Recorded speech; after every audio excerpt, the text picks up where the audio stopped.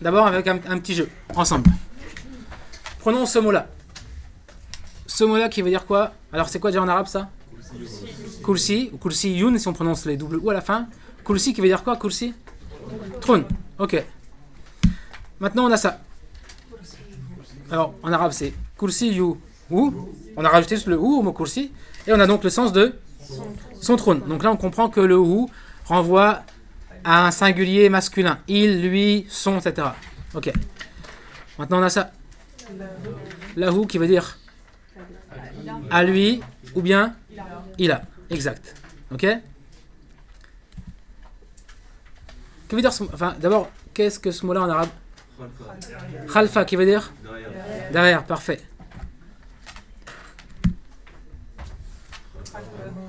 Khalfahum qui veut dire derrière eux. Ok.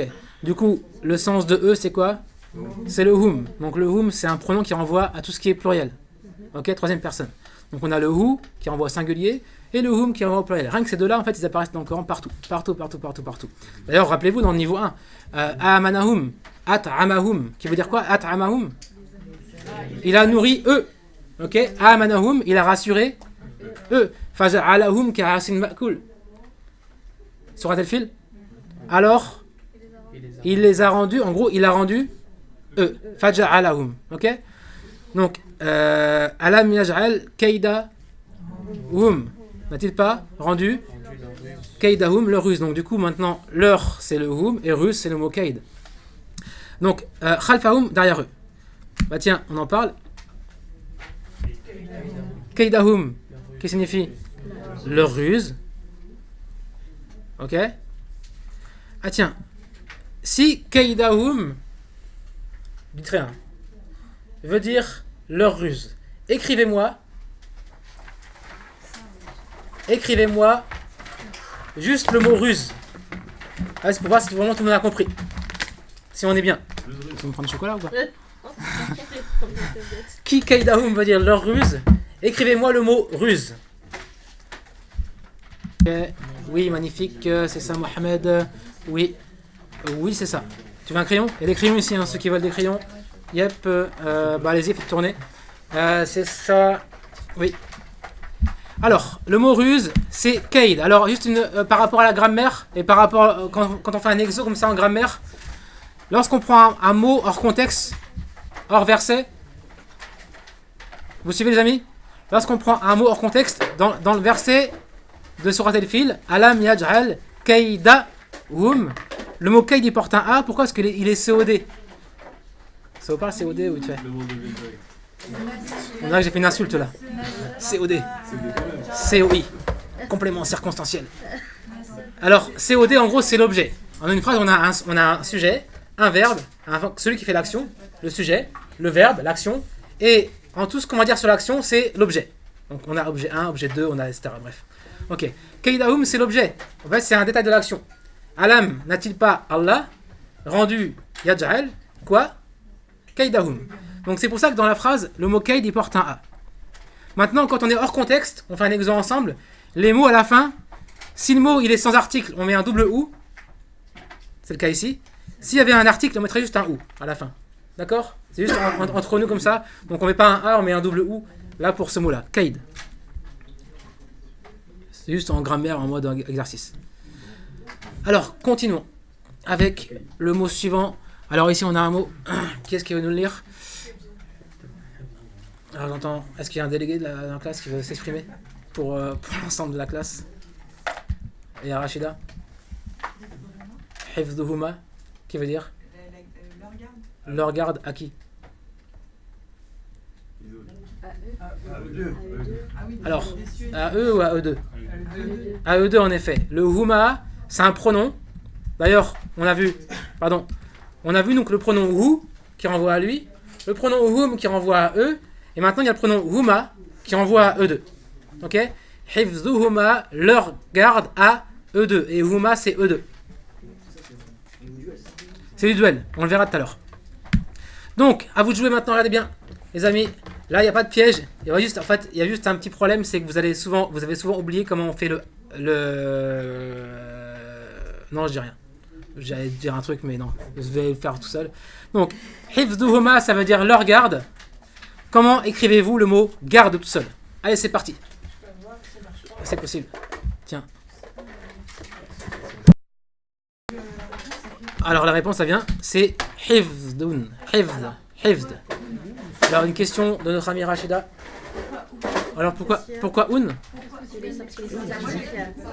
Alors, pourquoi est-ce qu'on met un un à la fin? On l'a dit juste avant.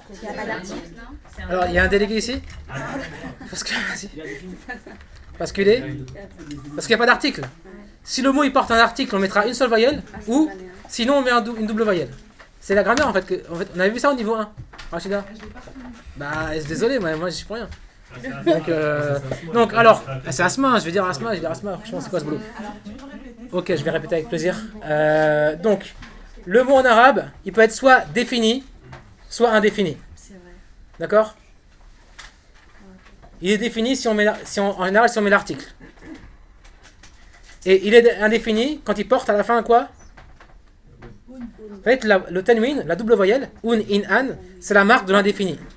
Après, si c'est un, in, an, ça va dépendre du contexte dans la phrase, mais hors contexte, on mettra toujours un mot indéfini. Là, le mot, il est défini ou indéfini?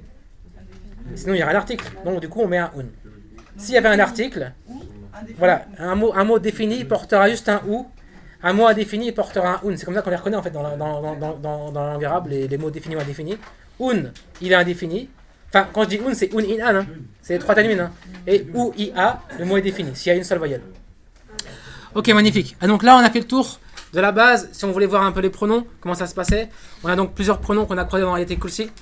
On a d'abord vu le ou, ok, qui renvoie à la troisième personne singulier. Alors, je vous conseille vraiment, dès maintenant, de ne pas traduire ou par son, ou bien par lui, etc. C'est pas la bonne traduction. Alors, pourquoi je dis ça? Parce qu'en fait, le pronom ou, tout comme le pronom hum, ou bien le huma, selon le mot, s'il est attaché à un mot, ou à un nom, ou à un verbe, on va traduire différemment. Tantôt, ça va être leur. C'est un breton. Attendez. Ok, donc je disais quoi? Je disais que tantôt, vous allez traduire le pronom ou par son, parfois par ça, parfois par leur, parfois par... Vous voyez un petit peu? Donc le ou n'a pas le sens de son, ça, n'a pas le sens de leur, il a le sens de troisième personne singulier. Il renvoie à la troisième personne singulier. Pour ceux qui ne sont pas du tout à jour en mode grammaire, si vous voulez, vous m'envoyez un petit mail et je vous enverrai un petit livre à acheter sur Amazon qui coûte 10 balles. Et qui est un petit... Non, franchement, alors ça c'est un truc vraiment, ça paraît... Même moi, quand je me suis remis à l'arabe et tout, et la grammaire pour nous c'est intuitif, c'est-à-dire qu'on a oublié les règles. Tout ce qui est adjectif, épithète, etc. Sauf que si on veut traduire un texte, on a vraiment besoin. C'est hyper important. Donc ceux qui sont plus vraiment à jour, n'hésitez pas à me demander, je vous enverrai un truc en mode discrètement, je dirai ça à personne. Ok. Comme moi j'ai fait à l'époque, je me suis remis un peu dans la grammaire et c'est hyper utile. Vraiment.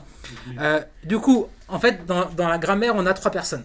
Première, deuxième, troisième personne, j'en parle souvent.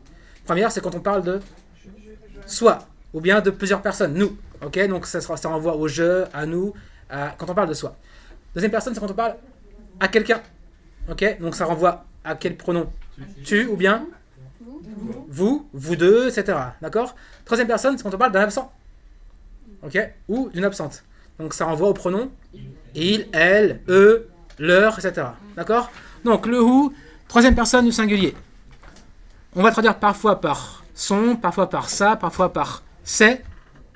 Ok, parce que c'est pas le pronom hein, c'est le mot qui sera singulier au pluriel, mais le pronom il change pas lui. Ok, donc kursiyuhu, son trône.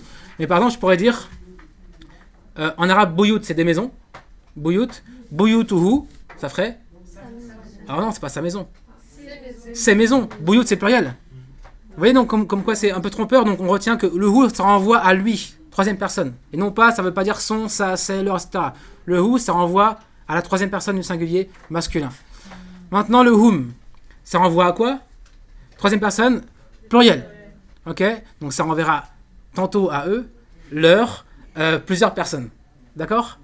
Et enfin, on a vu également le huma qui renvoie à deux choses.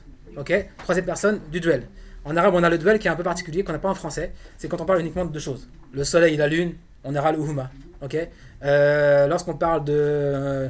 si vous prenez Surat Ar-Rahman, qui est la sourate 55, on a beaucoup de duels dans la sourate. On a vraiment beaucoup de duels. D'ailleurs, c'est la seule sourate où il y a ça. Et on parle, il y a une sorte de verset qui revient en mode un peu comme un refrain, et qui dit « Fabi'ay alay rabbikuma tukadiban » Quel bienfait de votre Seigneur, vous deux, allez-vous nier. On prend beaucoup de duels dans la sourate. Donc le huma, ça renvoie à la troisième personne du duel. Eux deux. Leur à eux deux, son à eux deux, etc. C'est à eux deux. Non, pas c'est à eux deux. Non, c'est tout. Donc ce sera souvent leur, ce sera souvent à eux deux, etc. Voilà les trois pronoms qu'on retient ici. On a donc le hu, le huma et le hum. Et c'est avec ça qu'on va d'abord travailler en exo. Après, on fera le reste. Alors, les pronoms attachés. Au niveau de, maintenant, leur fréquence, c'est bien ça, hein, 21 385, c'est ce que j'ai mis tout à l'heure. Ouais, c'est ça, j'ai dit vrai. Donc, ils sont hyper fréquents. Ok. Là, ça veut dire que dans le Coran, un mot sur 4 est concerné. Donc, ça veut dire qu'on va le voir quasiment dans chaque verset qu'on va lire. Ok. C'est pour ça que c'est une notion, si on la maîtrise, ça nous change la vie au niveau de la compréhension et de la lecture. Puisque si on maîtrise les pronoms, on s'habitue à la lecture et du coup, eh bien, on fluidifie également la manière dont on lit en fait les sourates qu'on avait auparavant. D'accord ? Un point attaché, c'est bête, mais c'est toujours attaché. D'accord ? Commencez pas, si vous l'écrivez, à faire un truc, un tiret ou je sais pas quoi. D'accord ? Un point attaché, il est toujours attaché, sauf dans quel cas ? Sauf que lorsqu'il y a une lettre orpheline, exemple, on avait vu tout à l'heure, Keidahum. Pourquoi est-ce qu'on l'a pas attaché ici ? Parce que le D s'accroche pas à gauche. C'est tout. Sinon, on l'aurait attaché. Et enfin, un pronom attaché, on peut l'attacher dans le Coran à n'importe quoi. Qui sera attaché à n'importe quoi, à un nom, comme Hifduhuma. Hifz, c'est un nom. Garde, protection. Leur garde à eux deux. À une préposition. Alors, c'est quoi cette préposition ? C'est des petits mots comme min, comme bi, comme fi, etc. Ok ? C'est des mots très simples qui servent à connecter deux mots entre eux. Ok ? Donc, à une préposition, comme lahu. Le la est une préposition qu'on verra la semaine prochaine. Et, ou bien, à un verbe également. On peut le voir derrière un verbe. Ta'khud, c'est verbe prendre. Ou prendre lui. La ta'khudu, elle ne prend pas lui. D'accord ? Donc c'est hyper facile à utiliser. Et dans le Coran, il y en a vraiment partout. Et si on les comprend, et si on les maîtrise, franchement, on passe vraiment un gap en compréhension, même en tant que débutant. Vraiment. Vous verrez que dans le niveau 1 que vous avez fait, hein, vous allez voir toutes les petites sourates qu'on a étudiées auparavant. Il y en a partout. Vous avez dans Surat al-Fil, Alam tara kaifa fa'ala rabbuka. Le ka est un pronom attaché qu'on verra tout à l'heure, qui renvoie à tu. Ok, ton Seigneur. Faja'alahum ka'asfin ma'kul. Kaidahum fitadlil. Donc il y a plein de pronoms. Si on les comprend bien, ça ne prendra pas beaucoup de temps. Vous allez voir que ça va vraiment nous faire accélérer en notre compréhension. Et enfin, vous allez avoir les pronoms sur votre application. Vous allez avoir un onglet pronoms que vous allez pouvoir après réviser. Et en fait, dans cet onglet-là, il y a juste des pronoms à traduire avec des mots. Donc c'est pour vraiment faciliter. Ça sert à rien de rentrer à la maison ce soir et de commencer à prendre le tableau que vous avez dans les prochaines pages, le tableau des pronoms, et d'apprendre par cœur. Ça, c'est vraiment le truc inutile à faire. Par contre, faites votre révision sur l'application. Faites traduisez des pronoms. Vous allez avoir des mots comme kursiyuhu, son trône. Kursiyuka, ton trône. Kursiyuhum, leur trône. Une fois qu'on fait ça pendant 2 semaines, c'est bon, les pronoms on les connaît. Sans apprendre par cœur. D'accord ? Donc ça y aura ça à faire. Et vous allez voir que ça va vraiment beaucoup nous faciliter. Et enfin, un dernier point par rapport aux pronoms et aux 3 qu'on a vus maintenant. Donc on a vu quoi comme pronom ? Le hu, le hum et le huma. Ces 3 pronoms-là et seulement ceux-là, lorsque devant eux, dans le mot, il y a un y, ou bien s'il y a un i devant eux, ils vont apparaître sous la forme hi, him, hima. Alors pourquoi ? Moi je suis pour rien, hein, je suis innocent de tout ça, mais c'est comme ça. Exemple, regardez bien ces mots-là. Le mot alayhim. Exemple dans Surat al-Fatiha, ghayril mardubi alayhim, ou bien wa arsala alayhim tayran ababil. Ok, il a envoyé alayhim sur eux contre eux. Ok, le e vient de him. À la base, c'est bien hum qu'on devrait avoir. Pourquoi est-ce que c'est him ? Parce que devant eux, il y a un y. Voilà. Ok. Exemple, baina aidi him et non pas aidi hum. Alors en dialecte, il me semble qu'on dirait pas him, on dirait hum, je pense. En arabe littéraire, ça change de voyelle. Juste pour faciliter, en fait, c'est plus joli en lecture. Également, min ilmi hi et non pas ilmi hu. Pourquoi est-ce que c'est un hi et c'est pas un hu ? C'est le même pronom, sauf qu'il y a un i devant, donc du coup, c'est mis en hi ici. Là, nous, on n'a rien à faire, en fait. Ça, il n'y a rien à apprendre par cœur. Il faut juste le retenir. Si un jour je croise him, ou bien hi, ou bien hima, je me dis pas c'est un pronom différent. Non, je dis c'est ce que j'ai déjà appris, sauf qu'il y a un volet qui change. Peu importe pourquoi en fait. Pour nous, ça ne change rien du tout à l'affaire des pronoms. D'accord? Ça va les amis? Rachida, je te vois faire un regard. Ça se dit Ouais. Ça se dit ilmiha. Ilmiha. Alors si tu parles à une femme, parce qu'il y a le pronom ha qui renvoie à elle en effet. En fait, depuis tout à l'heure, tu parles pas du tout du ha. Alors des femmes. Mais... non, je fais pas. Ce qu'il faut retenir, c'est que vous n'avez pas besoin d'appliquer ça, vous, à produire de l'arabe, du langage. Ok? Il faut juste pouvoir le repérer. En fait, là, ce qu'on voit, c'est juste pour que vous puissiez entrer à la maison, et lorsque vous croisez dans Surat al-Fatiha, Ghayri al-Maghdubi alayhim, ou bien Wa arsala alim, tu dis, ok, c'est bon, ça je connais. Le him, je connais maintenant. Le him, c'est le hum, c'est la même chose. Après, le pourquoi, en fait, on s'en fiche complètement de savoir pourquoi telle chose est comme ça, au final. Là, je vais expliquer pourquoi, parce que c'est juste s'il y a un Y et un I devant. Donc dès que tu auras ce cas-là, tu auras le hu qui devient hi, le hum qui devient him, et le huma qui devient hima. D'accord?